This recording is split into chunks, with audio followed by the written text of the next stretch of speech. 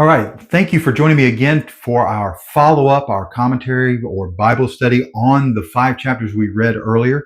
I would have posted that earlier today. So I would encourage you, if you've not watched that video, to go back and watch that, where we read through the 5 chapters from Second Chronicles chapters 20 through 24. Or you can pause this, crack open your Bible or your Bible app and read those 5 chapters, 20 through 24 from Second Chronicles, so that you have a little bit of a better understanding of what we're going to be talking about as we dive in a little bit, make a little bit of commentary and study and application. Certainly not at the deepest of dives, but a little bit below just reading in the surface level, to give a little context, to a little meditation of what we've read today. So I'd encourage you to do that if you've not already done that. If you're watching this on Facebook or YouTube, I thank you for taking the time to do this, and just hit that like button if you would, share the video, subscribe to the YouTube channel if you haven't done that. Eventually, I'm probably going to move all these videos exclusively to YouTube, but that'll be a little while before we do that. And drop a comment, leave a prayer request. Love to pray for you, or just a comment if these videos are encouraging you, or if there's an element of clarification or even correction if I get something wrong. Sometimes in my speed of speaking, I may make an error, and I always want to make sure I'm correct in that. So today, again, we're in chapter 20 through 24. And just as I said in our earlier video today, we have King Jehoshaphat. We have a divided kingdom. Again, I'm kind of repeating myself, but that's okay. Repetition is how we learn. We have a divided kingdom, 10 kingdoms in the north under called the nation of Israel at this point, because it's been divided, and a kingdom in the south with 2 tribes, 10 tribes in the north, Israel, 2 tribes in the south, Judah. And we have King Jehoshaphat is on the throne of Judah, and Jehoshaphat's been rebuked a little bit for his relation. He started to build an alliance with the king in Israel, and this is King Ahab at this time. And we see he's going to even enter into a marital alliance with Ahab, allowing his son to marry one of Ahab's daughters, which is we're going to see it's going to be problematic as we read through the account today. And because of this alliance, there had been peace under Jehoshaphat's reign, but now he's going to start to face some issues because of this alliance with Ahab. And we're going to see that that's one of the flaws in Jehoshaphat's reign as king. He sometimes would compromise in the areas of his political alliances. And I think we can learn from that ourselves. We have to be real careful who we allow ourselves to align with, when that alignment, maybe for political reasons or power reasons or business reasons or whatever, are compromise or go against God's requirement for the type of people we should be interacting with and be in relationship with. We're supposed to be in the world, but not of the world. We're not what relationship does light have with darkness? It doesn't mean that we completely have no interaction in the world, and no, but it's just we need to be wise in our interactions and our connections and our alliances with those who may fundamentally disagree with us or fundamentally be against us. There's times when that can work out and times when it can be bad. So we need to have wisdom. And just like where all these kings mess up, we need to inquire of the Lord when we make these kind of decisions. And so as a result of that, Jehoshaphat's still doing his reforms, but we're going to see it's going to be a time of warfare now. He's going to deal with the rest of his reign. And 2 of the neighboring communities, the people of Moab and Ammon, who were 2 people groups, as well as some of the other people groups there. These were people groups that God had not allowed the children of Israel to invade when they'd come out of Egypt. And they had pretty much had been brought into a vassal state. Basically, they were vassal states. They weren't part necessarily of the kingdom of Israel or Judah, but they were vassal states. They were under the authority of the kings of Israel and Judah, and specifically Judah in this case. And they would pay tribute and such.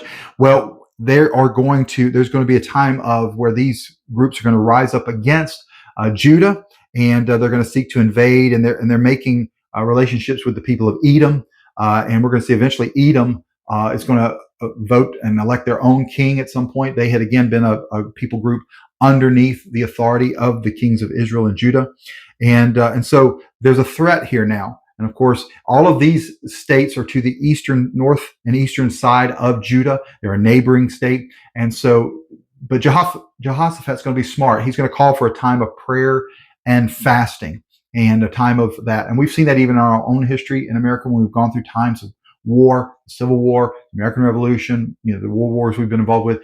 Presidents will often call for a time of prayer and fasting. We don't really see that much anymore, sadly.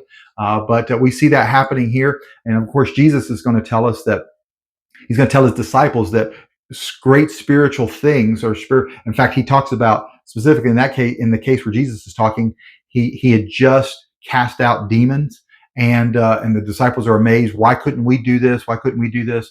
And Jesus is going to correct them and say, this thing only comes about through much prayer and fasting. In other words, preparing for spiritual warfare. And we have to do that, denying ourselves physically, denying food and denying other things and spending time in prayer to the Lord. That's how we're going to do, how you're going to have victory. And Jehoshaphat's going to pray. And he prays before the assembly of the people of Judah and Jerusalem. He's praying directly to the Lord. He's going to remind the Lord of his covenant and his promise. He's going to say, Lord, remember, you didn't let us invade the Ammonites and the Moabites and some of these inhabitants.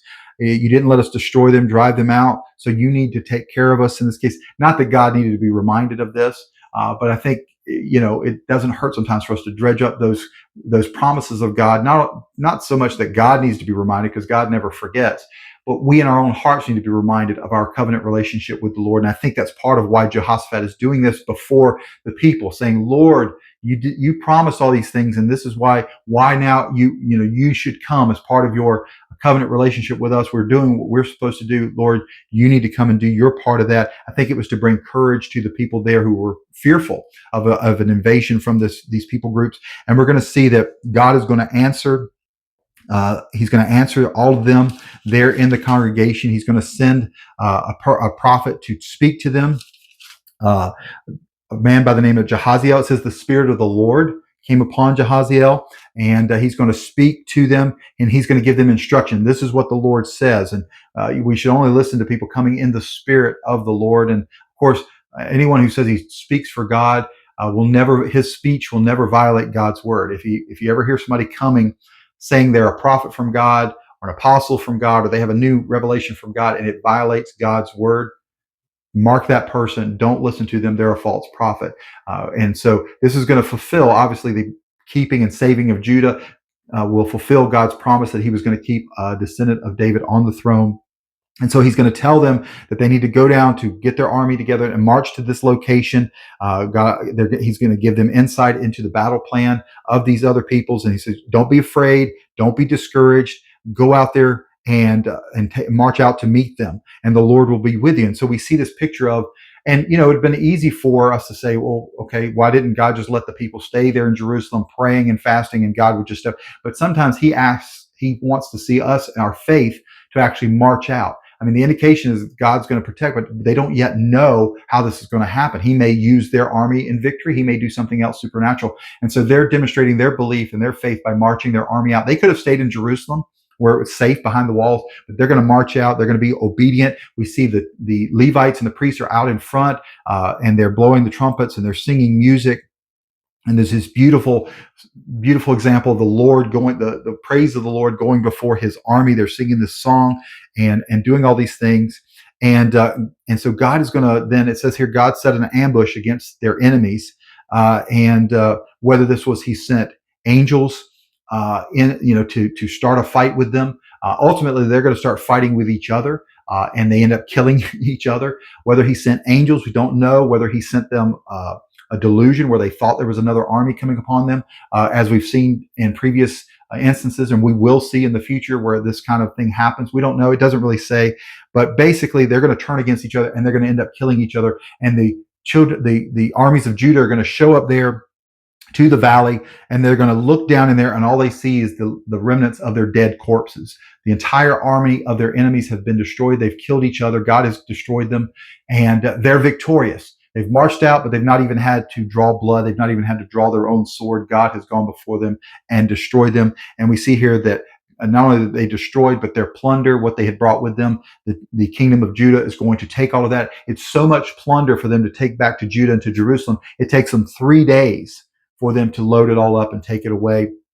And so we see, and because of this, we see this, the terror of the Lord, the terror of God is on the other kingdoms, that God is for the kingdom of Judah. God has protected them. It's going to keep in check anybody else who might want to come against King Jehoshaphat. And so we see that it's for the rest of Jehoshaphat's reign, it says that God gave him rest on every side. In other words, his neighboring nations lived at peace with him. And the Bible tells us that there's no greater characterization of a person than God, when God makes his enemies to be even at peace with him. And so we see that with Jehoshaphat. Jehoshaphat, although he does a lot of good, he does make some errors in judgment in a few places. He doesn't take down all of the high places that he should have taken down. We see that. But for the most part, Jehoshaphat is a good king, but it's going to be the last good king we have for a while for Judah. And we see here that Jehoshaphat even does some things where he again tries to make alliances toward the end of his life, where he's sending trade ships up to Tarshish, which is up in the area of modern day Spain. And God is against this. What are you doing? He's making an alliance again with King Ahaziah, not to be confused with the Ahaziah we're going to see here in Judah. They had a lot of the same names. Okay, it can be confusing. But God is upset with Jehoshaphat, right there at the end. Why did you do this? And God destroys these ships, these trade ships. He's like, I told you, I don't want you making these alliances with these wicked kings in Israel. And so he destroys it. He breaks it up. They're wrecked up, probably to avoid Jehoshaphat being tempted to do this again. So again, we see anytime Jehoshaphat just has this weakness for making these alliances with the kings of Israel, probably because of his son's relationship to the descendants there in Israel. There's this. It becomes very problematic. And so when we get into chapter 21, Jehoshaphat will die. He's buried there in the city of David, and his son Jehoram is going to become king. Now, when Jehoshaphat was king, he had then sent out all of his sons out into he spread them out across the kingdom to manage, to govern, to do some of the governing and princely duties, probably to keep them all separate, keep them out of Jerusalem so they wouldn't be a threat to him. But we're going to see Jehoram is not going to even allow for any of that to happen.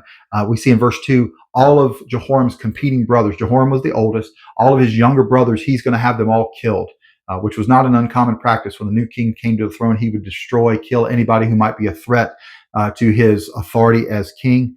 And so he's going to destroy them and kills them. And he uses this as a way to strengthen his position as king. Jehoram is 32 years of age when he comes to the throne. He's going to reign for 8 years. And it tells us here, sadly, he walked in the ways of the kings of Israel as the house of Ahab had done. Why?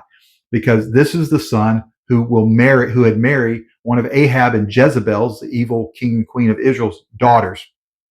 And she has a lot of influence over Jehoram, probably had a lot of influence even over Jehoshaphat as a daughter-in-law and such. But he's going to do what's evil in the Lord's sight, but for the sake of his promise to the line of David. He does not destroy the house of David. He keeps a remnant. He said he gives a lamp to David. In other words, he's going to keep a light, a remnant there. And Jehoram's going to face issues. Edom is going to rebel. We talked about that previously. They're going to anoint kind of their own king, and there's a rebellion that's going to happen. There's battling, the fighting that's going on.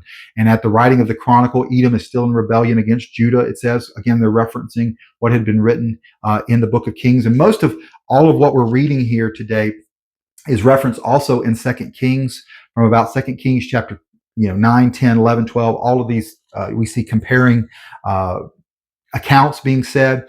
And we see even in this case that because of all these things, he's leading Judah away from the things of God, that the prophet Elijah, who is alive at this point up in the northern kingdom, mostly his work is going to be against the kings or working and prophesying toward the kings in Israel in the northern kingdom. But in this case, God is going to tell him to send a letter to Jehoram. And in this letter, he's basically going to prophesy and say, because of your wickedness, because you didn't follow the example of your father Jehoshaphat, your grandfather Asa, God is going to destroy you, remove you from the throne, and he's going to strike you with a terrible illness. And we're going to see, and he says you're going to have a stomach illness that's going to eventually lead to your death. And so we see that at the end of Jehoram's reign. Not only has he had to deal with Edom being in rebellion, but the Philistines, who are on the western side of Judah, they are also going to rebel against them, along with some of the Arab nations, some of the areas of Cush, which is down in North Africa. And so we see all this fighting, and in fact, they're going to invade. They're going to make this way into Jerusalem. Again, we see some of this thing where they're going to carry off a lot of the king's things. In fact, even some of his sons and his wives are taken as captives by the invading troops and such, except for his youngest son, Jehoahaz. And so we're going to see this happening. And eventually, prophetically, at the end of chapter 21, we see that whatever this intestinal disease that he had is very painful. He's going to linger with it for about 2 years, and eventually it will take his life. And listen to this sad thing. He reigned for 8 years. He's killed. And listen to this phrase, last verse of chapter 21. He died to no one's regret and was buried in the city of David, but he's not allowed to be buried with the other kings that had been already buried. And so he's not given an honorary burial because he was despised, like to no one's regret. It was a relief when he died. And we see that throughout history. Some of these kings and dictators and leaders and emperors that people are just like so glad, ding dong, the witch is dead. Ding dong, King Jehoram is dead. And so when we pick up at chapter 22, we see that Ahaziah, not the king in Israel, but Ahaziah, the youngest son of Jehoram, is made king. He's going to come to the throne. He's going to have a very short reign. Jehoram had a fairly short reign of just 8 years, but Ahaziah is only going to be king for 1 year. Now, it tells us in this account that he was 22 years old when he became king. This is more than likely a scribal error. There are, when the scriptures are being copied, occasionally there are numerical errors, nothing major, but occasionally, because in Second Kings, and I think I said First Kings a while ago. Sorry, Second Kings. A lot of this is being relayed to us. I apologize. I slipped. See, I make errors. But in Second Kings, it tells us he was 42 years of age when he came to the throne. This is probably more accurate than this. But either way, he's an adult when he comes to the throne. He's only going to reign for 1 year. And then it references that his mother, Athaliah, this is the daughter of Ahab and Jezebel, a very wicked person. It mentions her again here. And again, he's going to continue the practices of his mother and the practices of his grandfather, Ahab. He's going to do all these evil things. And in fact, he's going to then be in relationship with the king from Israel in their fight against the Arameans or the Assyrians. And he's going to be wounded in this fight with the Arameans. And when he fights against them, and King Ahaziah, son of Jehoram, went down to Jezreel. He's going to visit. So again, I'm not going to go over this, but the idea is they're in battle together. King Joram or Jehoram. There's a Jehoram in Israel. There's a Jehoram in Judah. I know it's confusing, but King Joram who is this king Ahaziah's uncle, is wounded and will eventually die. Ahaziah is going to go to visit him. And during this time, a man by the name of Jehu is visited by one of Elijah's prophets. He's prophesied that God's getting ready to take the kingdom away from Ahab's descendants. And Jehu, you're now going to be king in Israel, in the northern kingdom. And so Jehu's going to take this. He's going to march there to Jezreel, where King Joram, who is the king in Israel, is recovering, and where Ahaziah, the king of Judah, is at. He's going to strike down and kill King Joram, and Ahaziah is going to flee, and eventually they're going to be captured. Ahaziah is going to be captured by Jehu's soldiers. So not only is he going against the king in Israel, he is also going to strike at the king in Judah, which was probably because of Ahaziah's relationship to Ahab through marriage. There was a blood relationship there. And so he's captured. Ahaziah is brought to Jehu, and they kill Ahaziah. So Jehu is going to strike down not just the king in Israel, but strike down now the king in Judah after just 1 year. And the soldiers are going to bury him. And so no one from the house of Ahaziah had the strength to rule the kingdom. And so Ahaziah is basically left without an heir. At least he thinks this is the case. Well, there are, but Athaliah, Ahaziah's mother, the Athaliah who was the daughter of Ahab and Jezebel, she's then going to take this opportunity. Her son is dead. After just 1 year on the throne, her son is dead. She's going to then wipe out all the royal heirs. She's going to have her own grandchildren, or the heirs to the throne, Ahaziah's children, killed. But during this time, one of Ahaziah's sisters, by the name of Jehoshabeath, she's also referred to as Jehoshabear, I think, in 2 Kings. She's going to rescue Joash, one of Ahaziah's sons. And so she's going to take her husband, Jehoiada, who's one of the priests, and they're going to escape Athaliah's attempt to kill all the sons, and she's going to take and hide him. He's very young. He's about like a year old, and they take him out of and he's going to then live in the temple with his father, under Jehoiada. And he's going to be there, and he's going to live there for 6 years. And during this time, Athaliah is the queen in Judah, the only time there's a queen sitting and ruling over the kingdom of Judah. And so she's hidden there. Athaliah is not aware that any of the heirs to the throne have survived. And so we see God using this. We see a tale of two women. We see Athaliah doing what is evil and wrong and murderous. And we see this Jehoshabeath, the king's, the son. She is rescuing Joash. And so again, God is fulfilling his promise to keep a line, keep one remnant alive. And so for 6 years, Joash is going to grow up in the temple, very similar to Samuel. And so in chapter 23, it says, in the 7th year, Jehoiada summoned his courage and took the commanders of hundreds into a covenant. In other words, make an agreement. They're going to now announce there is a surviving heir to the kingdom of Judah, and that is Joash. And they have this whole plan. Again, we've kind of covered this before when I went through 2 Kings. Not going to take the time to do all that. You can read it for yourself. But in other words, they're taking a time when it's a Sabbath, when people will be in Jerusalem at the temple worshiping, and he's going to bring out Joash. We know that the queen Athaliah, who's evil, she's not coming to worship at the temple. She's worshiping the Baals and the idols and the Asherahs. And so he knows she's not going to be there. And he's going to bring out Joash, reveal him to the people, to the assembly, to the leaders, to the priests. And he's going to say, here's the king's son. Here's the survivor. Here's the one with the actual right to the throne over Athaliah. And they are going to recognize him as king. He's going to be anointed as the king. The sound of what's happening is going to make its way back to the palace. Athaliah realizes kind of what's going on. She's going to cry out that it's treason. How dare they do this? They're going to anoint. He is anointed. We see this where they're putting the crown on his head, the king's crown on his head. They're going to give him the testimony or the book of the law. It was required in the book of Deuteronomy 17 that every king should have his own copy of the book of the law with him. In fact, it was the idea that he would write out his own copy of the book of the law himself so that he would know. It's sad. We know that this practice is not always followed because we see so many kings that are not understanding of the book of the law, the Levitical law and the testimony. And so Athaliah is going to try to flee from the palace, claiming treason. She and her followers and her supporters and such are going to be captured. They're going to be executed. Jehoiada is going to say, take her, don't bring her back here to the palace or to the temple. We're not going to shed any blood here. Take her out. And so she's taken out to what is known as the horse gate.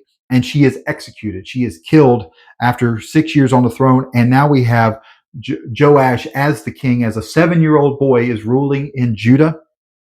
And Jehoiada is going to start the process of instituting the burnt offerings and the proper worship of God, once again, that had been torn down during both Ahaziah's reign and his mother Athaliah's reign. And so we see all of this, that she is put to death, and there's the end. So when we come to chapter 24, Joash is 7 years old. He's going to reign. He's going to reign for 40 years until he's about 47 years of age.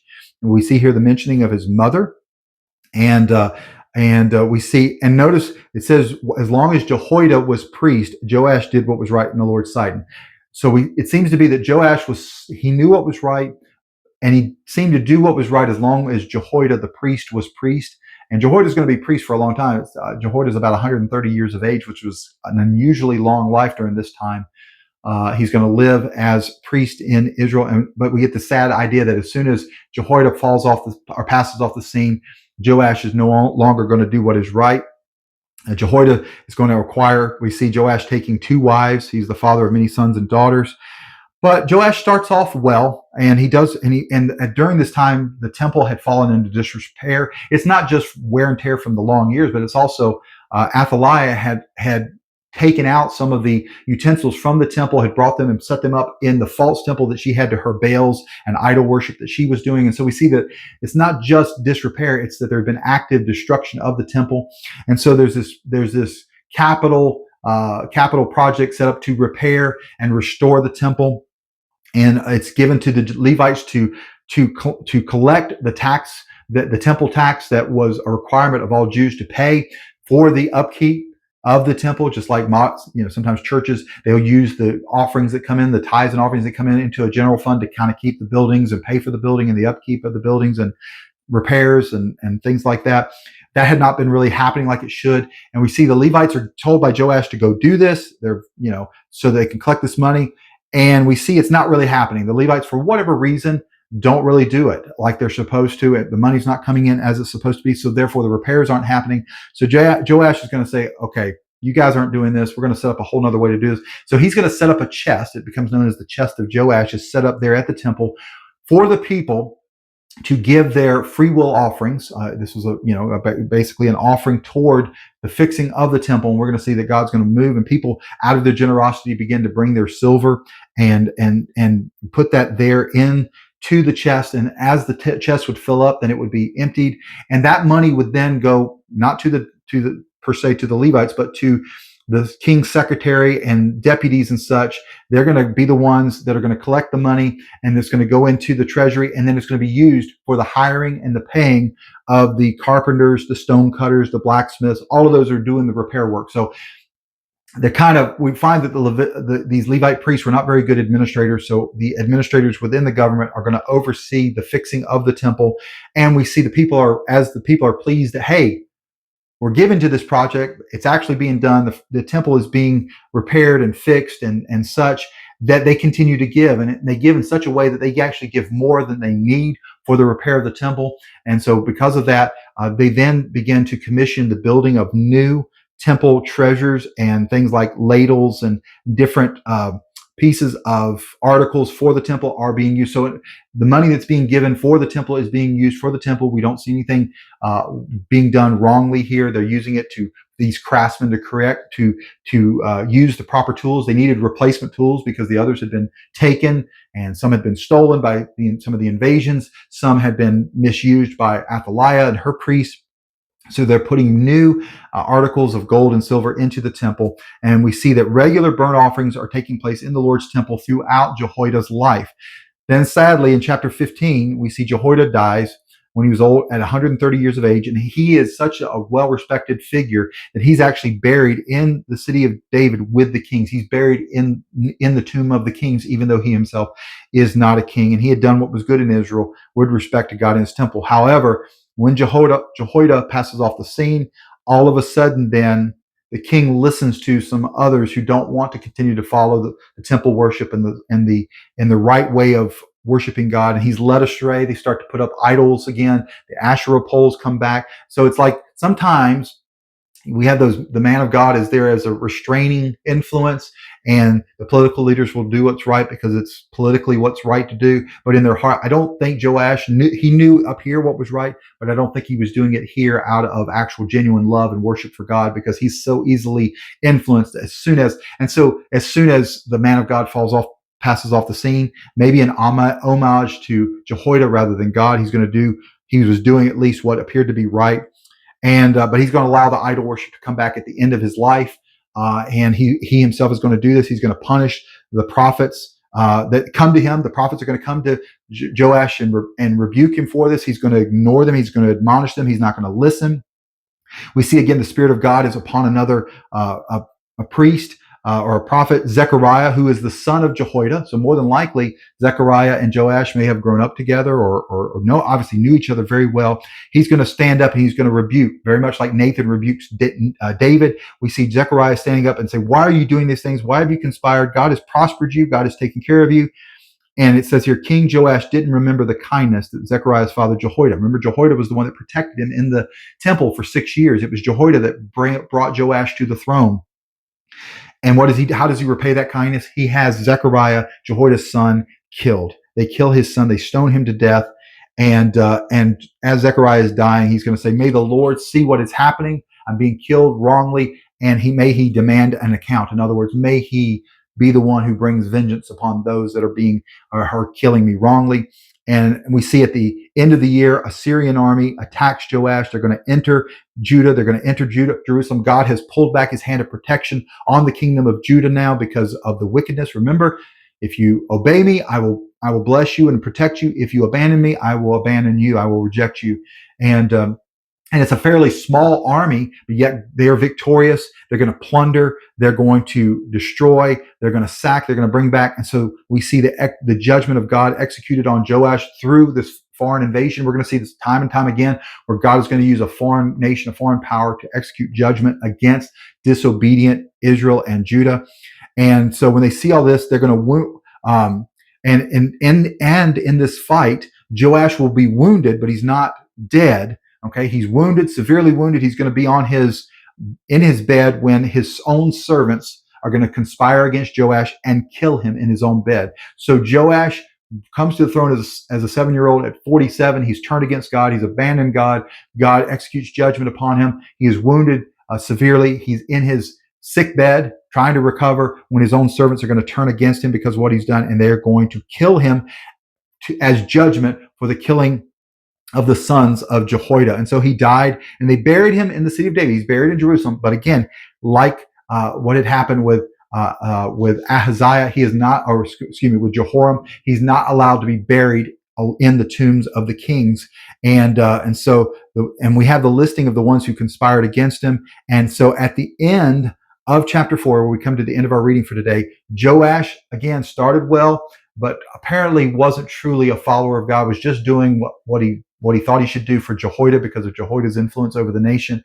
As soon as that influence is gone, he's going to then turn in a different direction, abandon God, abandon the true worship. God's going to abandon him. He dies in disgrace, being killed by his own servants, and is dead in a weakened state, not dying on the battlefield, which would bring glory and honor. And he's not even allowed to be buried with the other kings in their tombs.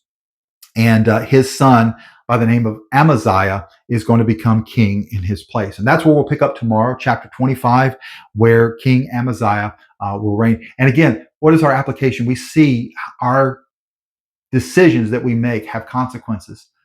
Jehoshaphat, a godly king, his decision to enter into alliance with Ahab through marriage, allowing his son, Jehoram, to marry Ahab's daughter, is going to then lead Judah from being in this place of revival and commitment to God to eventually turning against God, even though they have Joash for a period of time doing what's right. He's really not godly for the sake of being godly. And so we see Judah starting to go into decline, even though there's a period of staying that because of the influence of Jehoiada. But we see the wickedness of Jehoram. We see the wickedness there of Ahaziah. We see the wickedness of Athaliah. We see Joash at the end of his reign being wicked. So over a period of 55 years, we've seen now the nation of Judah is now back in a time of wickedness. And so tomorrow we're going to pick up with Amaziah, a young man. He's about 25 when he comes to the throne. And we'll see what happens in this time of up and down for Judah through the rest of the death throes, the final years of the kings of Judah. So again, thank you for joining. Hopefully I made some sense there. I know I stumbled over a few things, and when you get these names, it can be very confusing.